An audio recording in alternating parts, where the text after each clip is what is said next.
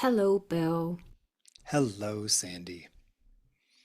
As I've just mentioned, I'm not really sure where this evening's Speaking of Seeing will take us. Hmm. And I'm not sure if that makes me feel excited or apprehensive or maybe both. You're always good when you're a little apprehensive. Hmm. Medusa. What do you know about Medusa? Uh, d- uh, a woman with snakes in her hair turns people to stone, killed by Perseus. Have Perseus. I got Yeah. that right? Who used a shield so he didn't have to look at her, and then took her head and used it to kill somebody else with the face that still existed. I guess is this one of these things like Grendel, where is it like was Medusa actually a bad person, or was she just living her life and it's Perseus who was the bad guy? Well, actually, this is not about Perseus. It is, well, I suppose we'll come to Perseus later. It's about two versions of Medusa. Okay. One is the version that is passed down through the kind of Greek classics, where Medusa was born a Gorgon with two Gorgon sisters and was just a horror from the beginning. She was just, she was just bad, Okay. right? And then the other version is Ovid wrote about Medusa in Metamorphoses and created a new narrative around Medusa. Now, I mean, Ovid was an anti-authoritarian, I think it's fair to say, and so he probably delighted in turning Medusa from that kind of classical Greek Gorgon into a mortal woman who became a victim of a horrific abuse. She was raped by Neptune or Poseidon in Athena or Minerva's temple. And as punishment for what he had done, Athena slash Minerva turned Medusa into the Medusa we recognise, with the snakes in her hair and so ugly that she would turn any onlooker to stone. And so I'm thinking about changing perception of the same character Okay. and whether she is in fact a useful symbol for us now in the original form simply as a monster, Sure. if there's anything simple about that, or instead actually as a victim who reclaims some kind of power, of course, before being slain by bloody Perseus. I mean, he's a real jerk. Which We one? can all agree, Perseus. And apparently the people who raped her and the people. So wait, I don't understand though. The idea is that she was made hideous yet powerful as a punishment to the person who raped her, or as a punishment to her for getting raped? A punishment to her for allowing it to happen. And I think this is where the narrative that I've been thinking about is going to take me. Is it isn't it funny, not, that throughout history women have been punished for men's transgressions. Yeah. I mean, And isn't that's it yeah. something that when we look at our culture and the signifiers throughout our history, we find women who've been banished, who've been mutilated, who've been turned, changed, all those things, punished because of something in which they had no control. Yep. So, anyway, I was also then looking at art that is about Medusa. I suppose the most famous painting that we could come up with for Medusa is actually Caravaggio's I was Medusa. gonna say the Caravaggio. Have you seen the sauce and spaghetti version that Vic Muniz made? No, I can't think of that It's a actually. plate with sauce and spaghetti on it. Right, I can It's imagine pretty though. great. Yeah. Um, Where's this? This one, the Uffizi somewhere over there? this one's in the Uffizi. Yeah. Okay. There are two. Oh, okay. I don't think I knew that. I don't know what the other one looks like, but it will be very similar. I think it's just slightly smaller than this one. Okay. And anyway, Caravaggio, as we know, was a fine painter an undisputed hero of painting, But a real SOB. and at the same time an absolute prick. Yeah. What's interesting about this is that Medusa actually is a self-portrait here. So Right. art historians have found that actually he's painted himself as the Medusa head. Now, the Medusa head is also used, the shield of Athena, the kind of not what you call them, not insignia, yeah, insignias that we find, particularly when we are in Italy, in Rome, or in Florence. We'll see the Medusan head. Versace, of course, took Medusa's head and repeated it, used it. We find Medusa cropping up in culture in many places, but for Caravaggio, she was a useful vehicle for perhaps how he was feeling at this time in his life. Now, I don't want to take away from the female stories in this, and I know it's a bit of a shame in many ways that I'm leading with a painting of Medusa by a man. Yeah. If I want to suit the narrative, I think I shall go into in a minute, but I do think it's particularly powerful to realise that this man at this point in his life was painting himself as Medusa. And 1597 is actually the first year we have an official documentation about Caravaggio, because he's cited as a witness in a crime. So on this occasion, he wasn't the perpetrator of a crime, although who knows. But This is how we learned how to be that perpetrator, but go ahead. we know that, obviously other corroborating evidence would say that we know he was already making money, for example, from his painting. He was already well known as a painter. But in terms of actually appearing in official documentation, 1597 corresponds with when he was starting to be known by authorities outside the people who wanted to patronise him or to give him money for his painting. He's an interesting character also because he is somebody who could be perceived as monstrous, but at the same time, the double-sided coin, the two-faced coin, is that there perhaps are elements of victimhood for Caravaggio's story. Sure. Um, Can I just say that it's also interesting that in probably making this, he would be having to look in a mirror to make it if he used himself as the model. yeah, I mean, I thought it was amusing anyway that we're speaking Yeah. of seeing Medusa. Yeah, yeah, yeah. Just to check in, I'm sure our audience knows this, of course, but Medusa, whichever way we look at it, whether born a Gorgon or turned into the monster later, is a monster. Yep. As she ends her life, slain by Perseus, who chopped off her head whilst looking in the reflection of his shield, because any man who gazed upon her would turn to stone. She was so ugly. Anyway, in the Ovid version, she started out with, and she was a great beauty. And that is, again, this double-edged sword, I think, that It's your fault for being beautiful. That's why you were raped. So therefore, I'm going to make you ugly so you're not raped again. sort of, yes. And then the Medusa character recurs, as we've already said, throughout our history, many different ways. But I that mean, you could look at it as a parable on aging. You could look at it as a parable on, absolutely. all kinds of things. Yeah. I mean, she's become like a misunderstood ritual mask as well, for example. She's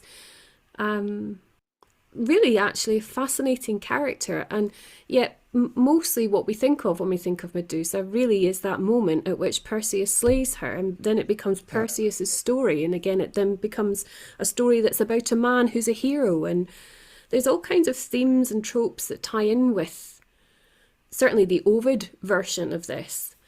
That's, absolutely a patriarchal vision of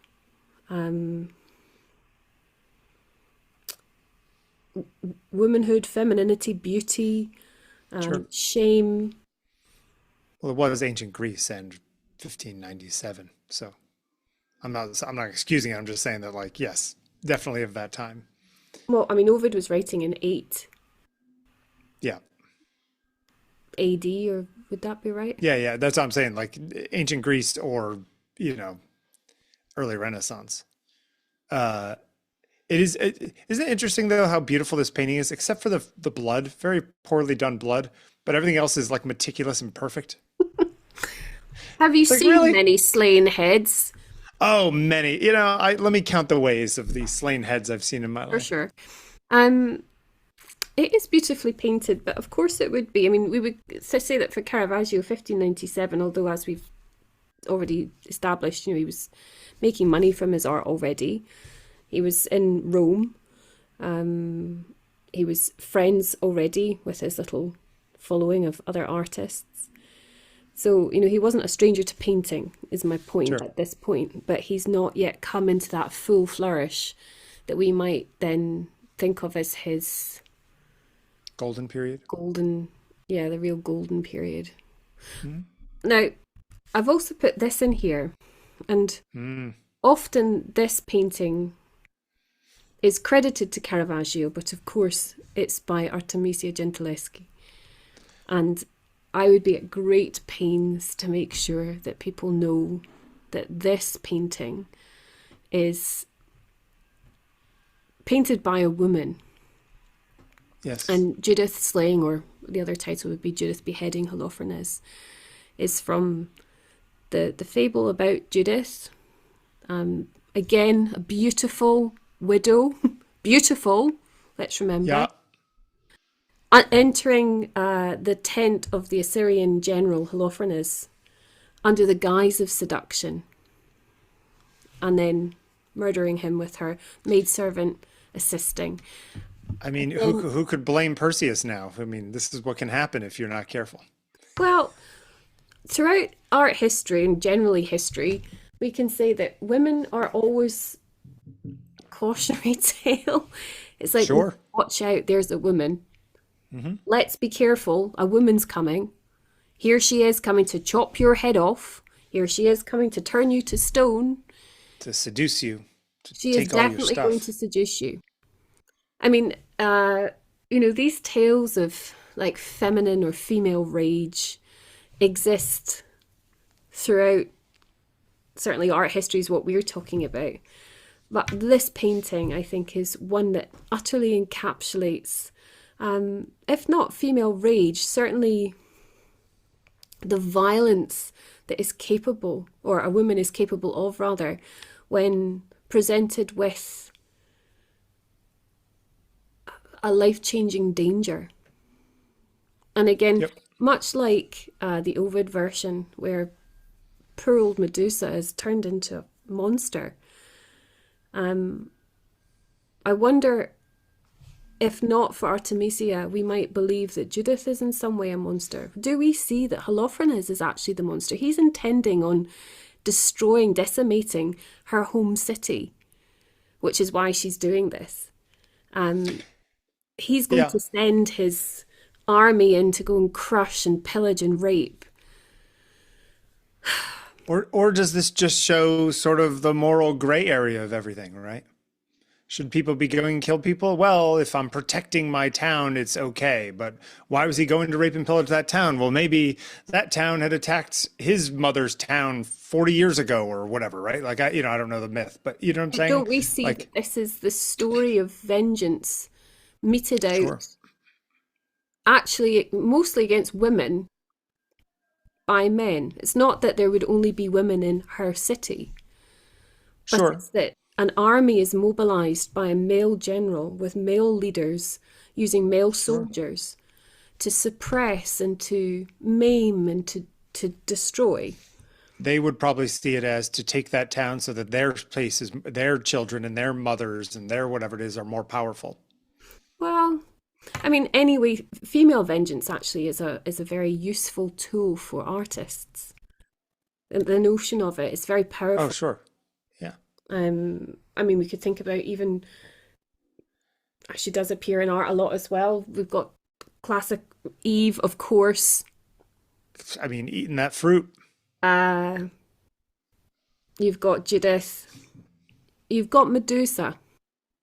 You've also got characters like Boudica or Boadicea, depending on Yeah, which that's what version of Lord her. Bath's dog's name was. Say again? Lord Bath, his dog's name was Boudica when I met him. Wow. Boudica! You know what she did, though? She was a some sort of warrior person before 1066. I don't know anything about her otherwise. Well, she was seeking justice for a grave act against her daughters. Hmm. Okay. So the Roman Empire thwarted kind of Celtic tribes, basically. And her husband was a great protectorate. And whilst he was alive, I think his region, I can't remember where that would be, was protected. And then he died. And I think she was publicly flogged or something, but her daughters were raped. And my goodness, hell hath no fury like a woman scorned. That doesn't Yep. cover it. 70,000 Roman soldiers died whilst she sought justice for that act. Now I'm Those wondering innocent Roman soldiers who were just trying to do their thing that they were forced into by the powers that were over the top of them. I'm just wondering though about poor old Medusa again. Sure. Who was there to protect her? And I know I'm only going now with the Ovid version of this, and there's all kinds of agenda in Metamorphoses and the way that Yeah. he's written about these characters who originally would have been from Greek mythology, and he's transposed them into, for example, the Roman god names. Uh, but is she a character misunderstood? And as I've said already, or asked already, is she a really useful character symbol for us now? You know, we've touched before upon things like Me Too movement. What is a figurehead? What is a symbol? What is a powerful enough way to convey what women are doing? It's Sure. You could subsume a myth about somebody and turn it into what you want it to be, and then that becomes the dominant story, right? You know. Hmm. But anyway, we're also used to seeing examples of how female power is thwarted, Hmm. um, how, you know, men have bartered for female beauty and used it as poison or used it as pleasure, or, you know, all these stories, of course, we could talk about. It's maybe even meaningless talking about them because we've talked about them so many times. But in this sequence of images, and then we're just going to go to this one to finish. Oh, that one's Um, weird. Medusa has a presence, I think. So even with Judith, I'm not saying that Judith is Medusa, but to me there is a kind of conflation there of, something to do with female rage. Well, I mean, you could also, in just to say this is sort of like an inverted thing that Holofernes is the Medusa of this story that needs to be slain Mm. in order to protect your people. But it's also interesting, art historians have talked for a long time about, there's obviously many, many versions of this um, fable in painting. Caravaggio has his own Mhm. version. Um, could go into tens of versions across late Renaissance, early Baroque period where this appears, this image. But angry women are cast usually as villains. There's a bit of an argument, I suppose, or a disconnect between something that's typically viewed as a masculine trait in aggression and violence, and the kind of the femininity of these characters creating or committing this act. The curve But of by the breast, the gentleness actually of the maidservant's face, all of it is perhaps at odds. Maybe that creates the tension that makes the painting so special, not just the tenebrism, not just the chiaroscuro. or eerie. But anyway, I mean, we know that Medusa would have turned many men to stone. And isn't that actually kind of fitting? How is that? Well, because, if we're going to go with Ovid, we could say that here's a woman who is raped, is then turned into a monster, and then is murdered. I'm Yeah. glad she turned those other men to stone. Isn't this vengeance? Isn't this justice? Well, she didn't turn the men who raped her into stone. She just turned anybody who looked at her into stone. How is that vengeance? How is that justice? I always love in kind of a classical mythology, it's just the weirdest shit goes on, doesn't it? Yes, to You the know point that where it doesn't make any logical sense half the time. It drives me crazy. I think you probably know this, but when she is slain by Perseus, um, she falls Pegasus. Oh, So okay. and Cronius, something like that. There's a giant with a golden sword. Okay. Um, and the other thing is that again, you will know that lots of classical stories they all interleave. All of them are Yes. somehow related. Yeah. Yeah. Medusa has a bit part in some other weird story somewhere. Yeah. Well, yeah. Anyway, those two that she births at the moment of her death are because she's been impregnated from the rape. If you're listening to Ovid, Okay. or if you're going with the classical version, the true classical version, it is actually they've been sired by Poseidon. So, I mean, goodness knows what goes The on. children are gods themselves. Now, before we got on here, I asked you the question, do you see yourself as Medusa ever? And you didn't you hesitated to answer. Well, I wasn't hesitating to answer. I was trying to concentrate on getting this started. Okay. But I would also pause to answer, I suppose, because would one want to be Medusa? Medusa was very powerful. She was very powerful. Um, She also couldn't really have any friends. Belle. No, I'm just saying that like, it's sort of it's a double-edged sword. She was, again, Ovid's version, a great beauty. She had auburn hair. Hair was like her thing, I suppose. Yeah. Um, and again, it was that beauty that seems to excuse her rape. Well, also, do you know, this is not fun, but is a fun thing to do, is to check, cross-reference how information is presented depending on, obviously, not just the person who wants to tell you the information, but the stories that it serves. I was reading about Medusa and I was trying to find out, you know, are we more likely to know the story from Ovid, or are we more likely to know her as a Gorgon who's just this bad monster through and through? Sure. But in both versions, there are problems with looking at that story from a different angle. So, for example, with Ovid's version, if we say that Neptune raped her or Poseidon Sure. raped her, and we then Right. go in and we check in Wikipedia, for example, who is Neptune, who is Poseidon, and Sure. it doesn't mention anywhere that he raped Medusa. Right.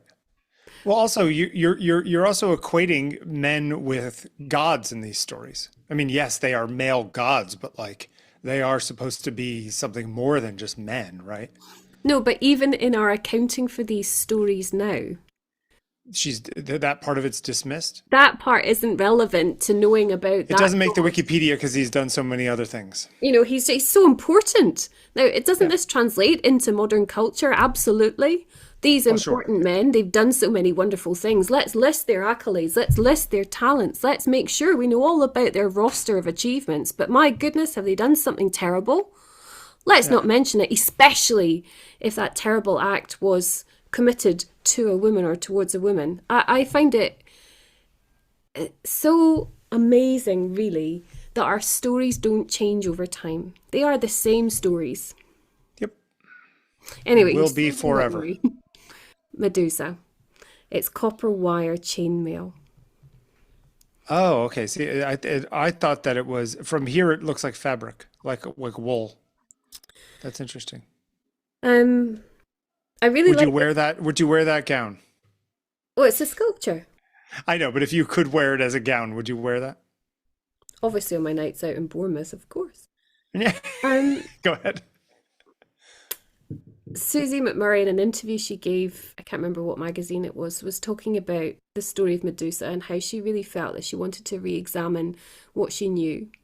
And that is exactly what I have started doing, is I've started to re-examine what I know to try and piece together if I have just gone with my conditioned response to story. She's a monster. Delve deeper, what do we find? Anyway, McMurray has spoken about, she doesn't speak about Ovid particularly, but she does go with the version in which Medusa has been raped. And she thinks very much then that this character, or the characterization to her sculpture, is about something that becomes perhaps triumphant. And she cited a book that I hadn't heard of, which was The Laugh of the Medusa, Okay. in which the author, I can't remember the lady's name, talks about this painting, and perhaps not fully appreciating that it's a self-portrait, talks about the sexual revelation or reveling that Okay. apparently is upon the face. So rather than a face of horror at the beheading, it's a face of, some kind of orgiastic pleasure. Ecstasy. Yeah. Um, and again, all of this moves as one idea, doesn't it? There's so much of the erotic even in this painting, isn't there? Well, I mean, yeah. I mean, pain, violence, sex, these things are interrelated. But the sexualization of Medusa has actually served us as a story really well if only people knew the story. Is it interesting though that in the last one, the sculpture, that she moved the tentacles to the feet and not the head? Yes, and actually you can pick them up and move them about. Ah, okay. So it's not a fixed piece. I mean, she talks also about the very masculine history of sculpture. Sure. Well, all history is masculine. The way it's been Yes. recorded, the stories it shares with us. Yep. That's why, Katie Hessel, much as I'm incredibly envious of her career, um, I must absolutely applaud her for bringing into like a popular public consciousness the very many women that are part of art history. She's done a great service to women's art Do you, history, which I know as a do you, term is quite problematic, but nonetheless, it's important to know that, you women have existed. yeah. Do you think that even the concept of history, the way we measure it in years and accomplishments and timelines, is itself masculine? Mm, I mean, all measurement could be seen as a kind of masculine movement. Hmm. But ultimately, women have a profound relationship to time through our bodies.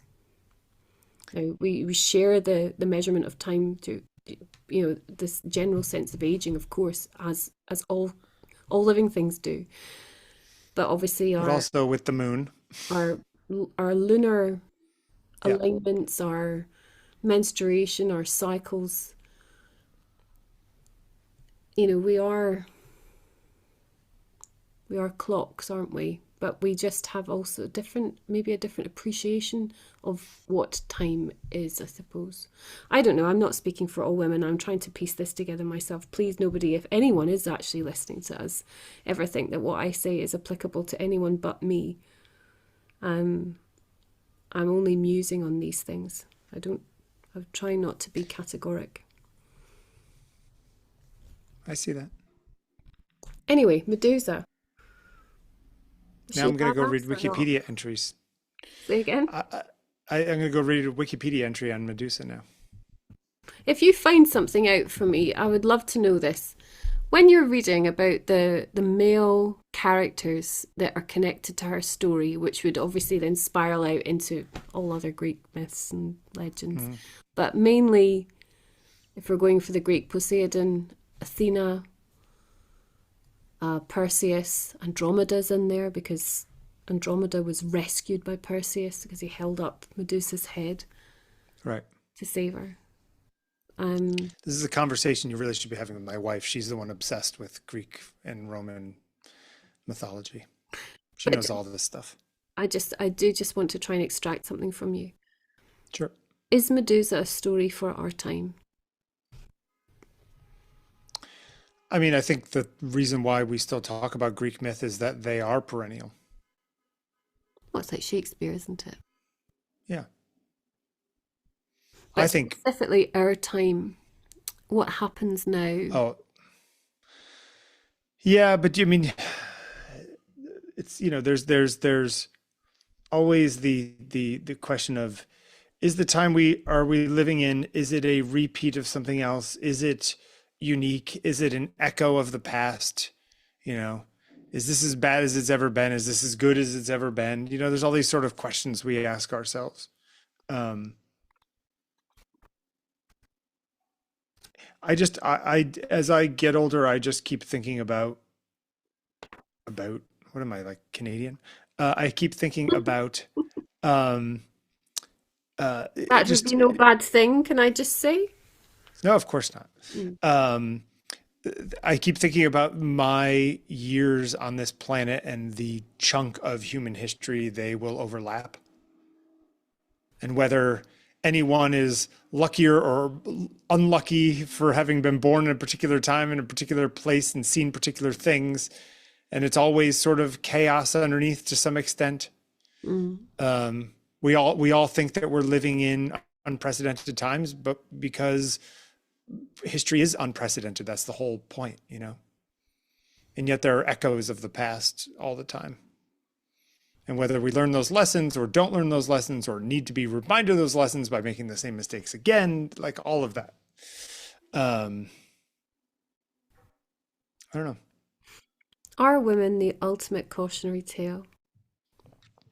Well, you're asking a man, so they've been pretty good to me.